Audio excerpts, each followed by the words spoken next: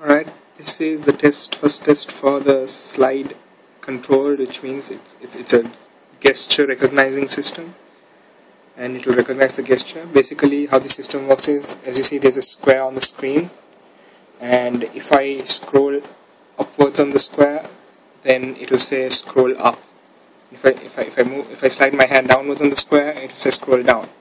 And if I press anywhere on the screen, or if I don't slide properly, or if I just tap it instead of sliding, or any other combination, it will say invalid gesture.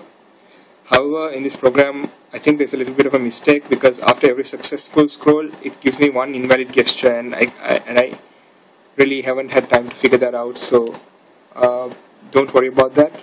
So it'll give me the right answer and then say invalid gesture for good measure, but it's the first answer we are concerned about.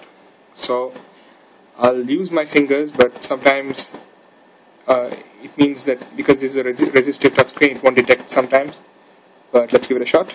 So the square is here. I'm going to scroll upwards, so I'll just move this wire out of the way. It's better. And it says scroll up. Now it's just going to say invalid gesture, and then you refresh the screen again. And I'm going to scroll down now. It says scroll down, and again it says invalid gesture as that mistake. Now I'm going to tap it, and I'm not going to slide it, so I'm just tapping it, and it says invalid gesture.